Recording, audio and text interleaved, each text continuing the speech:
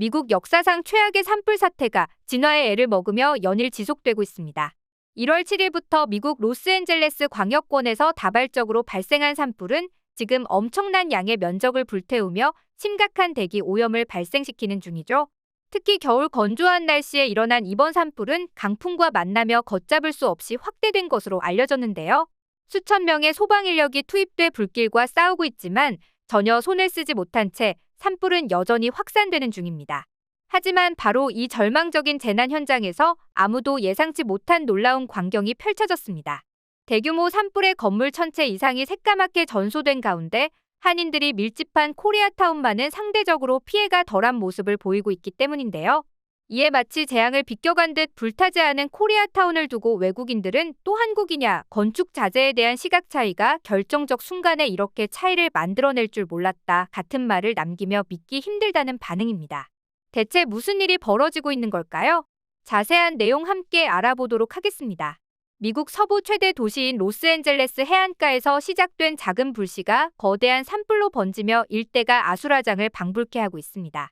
특히 많은 유명인이 모여 사는 퍼시픽 팰리세이드 지역에서 발생한 이번 화재는 LA 역사상 가장 파괴적인 화재로 이미 건물 1000채 이상이 소실되었는데요.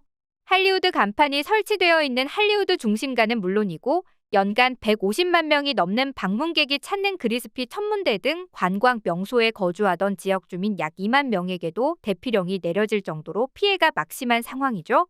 특히 이번 화재가 집중적으로 발생한 지역엔 할리우드 스타들의 저택이 많은 초고가 주택 밀집 지역도 포함돼 있었는데요. 이 때문에 부촌으로 알려진 이곳에 저택을 소유하고 있던 할리우드 스타들도 적지 않은 피해를 입었습니다. 실제로 멜 깁슨, 앤서니 홉킨스, 존 굿맨 등 수많은 유명 배우들의 집이 흔적도 없이 사라졌고 페리스 힐튼도 수백억 대저택을 잃었죠.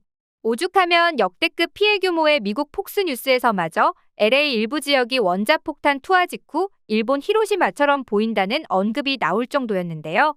문제는 소방관 수천 명이 현재 불길을 막기 위해 사투를 벌이고 있지만 속수무책이라는 점입니다. 초기 당시만 해도 늘 있었던 사소한 화재였지만 이것이 캘리포니아 전역을 뒤덮을 재앙으로 발전한 것에는 한 가지 예상치 못한 변수가 작용했다고 하는데요. 바로 센타에나라고 하는 강풍이죠.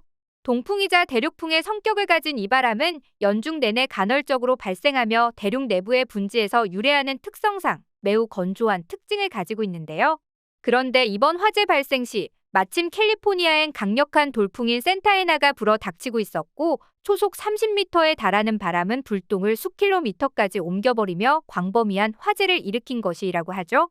게다가 이번 산불은 번지는 도중에 인구가 밀집된 LA 광역권의 주거지역 일대를 강타했기 때문에 더욱 피해가 큰 것으로 알려지고 있는데요. 그런데 바로 이 절망적인 재난 현장에서 아무도 예상치 못한 놀라운 광경이 펼쳐져 이목이 쏠렸습니다. 대규모 산의 건물 1000채 이상이 새까맣게 전소된 가운데 한인들이 밀집한 코리아타운만은 상대적으로 피해가 덜한 보이고 있기 때문인데요. 사실 LA는 미국에서 가장 많은 한인이 거주하고 있는 곳이기도 합니다. 30만 명도 넘는 한인이 이곳에 살아가고 있죠. 물론 한인타운이라고 해도 피해를 100% 비껴간 것은 아닙니다. 하지만 거의 모든 건물이 재가된 피해 지역과 달리 한인타운엔 적지 않은 건물들이 멀쩡했는데 여기엔 한 가지 결정적인 차이가 숨어 있었다고 하는데요. 바로 전소된 대부분의 주택들이 목조주택이었던 데 비해 콘크리트 건물들만이 간헐적으로 살아남은 것이라고 하죠. 이에 전문가들은 이번에 발생한 산불은 숲으로 둘러싸인 고급 주택가에서 주로 발생했는데 주택들이 목조주택들이어서 더욱 피해가 늘어난 것이라는 분석을 내놓기도 했는데요. 한편 강풍이나 산불에 이토록 취약한데 1억 4천 미국 주택의 90% 이상이 목조주택인 이유가 뭘까요? 결국 가장 큰 이유는 미국에서는 목조주택을 짓는 것이 가격이 가장 저렴하기 때문이라고 합니다. 미국은 건축용 나무값이 다른 나라에 비해 저렴하다고 하죠. 실제로 2020년 미국의 산림 면적은 약 3억 1천만 헥타르로 전 세계 면적의 8%를 차지하며 연간 약 3억 7천만 톤의 나무를 생산하는 것으로 알려졌는데요. 반대로 아시아나 유럽은 석회석 산지가 많아 옛날부터 콘크리트가 저렴했습니다. 이것이 우리나라를 비롯한 아시아나 유럽과 달리 미국의 목조주택이 많은 이유 중 하나로 자리매김했죠.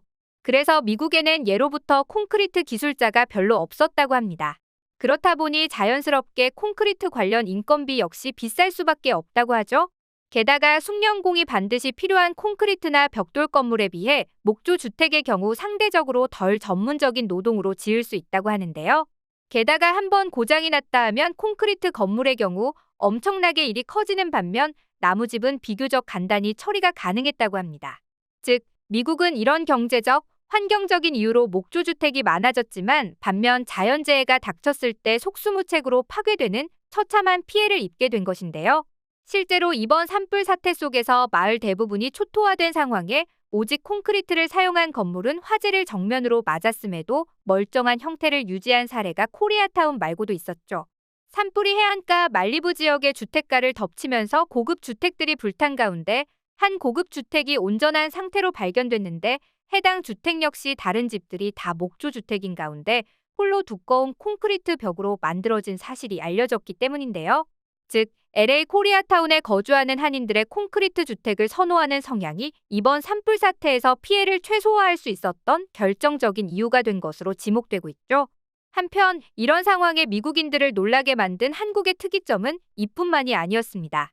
엄청난 피해를 입은 산불 이재민을 돕기 위해 발벗고 나선 한인사회의 행보 역시 미국인들 사이에서 화제가 되는 중인데요. 사실 이번 화재가 발생하자 곧바로 구호 물품 모집에 나선 곳은 LA 한인회였다고 합니다.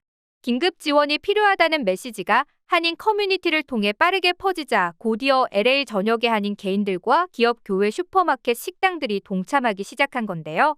매캐한 연기를 막을 마스크와 이재민에게 필요한 담요 등이 속속 보급되며 그야말로 한국식 속도전에 미국 전역이 감탄을 금치 못했다고 하죠. 개인 자원봉사자도 한둘이 아니었습니다.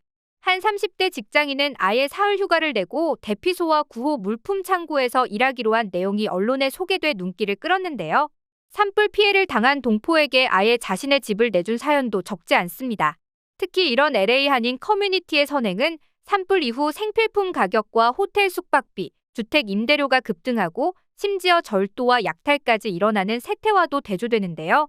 사실 이번 산불 사태로 LA에선 무법 상태를 노린 약탈과 도둑질이 기승을 부리면서 야간 통금령이 내려질 정도였습니다. 이런 범죄 혐의로 체포된 이들만 이미 20명을 넘는다고 하죠. 이 같은 혼돈 속에서 한국인 커뮤니티의 헌신적인 지원 활동이 미국 주요 언론을 통해 집중 조명되며 더욱 큰 감동을 주고 있는 건데요. 현지에서는 이를 빨리빨리 정신이 만들어낸 기적이라고 칭하고 있죠. 무엇보다 LA 카운티 소방국 관계자들은 이렇게 빠르고 체계적인 지원은 본 적이 없다며 감탄을 금치 못하고 있는데요. 보통은 적십자나 국제구호단체가 움직이는데 이번엔 한인사회가 가장 먼저 뛰어들어 피해자들에게 공감하고 따뜻한 손길을 내밀었다는 것이죠. 한편 산불이 발생한 지 어느덧 일주일이 다 되어가지만 진화율은 10%대로 더디기만 한 이번 LA 산불 사태. 부디 한인들과 현지 지원자들의 도움의 손길로 말미암아 하루라도 빠르게 이번 산불 사태의 피해가 복구될 수 있길 바라며 오늘 영상 마치겠습니다.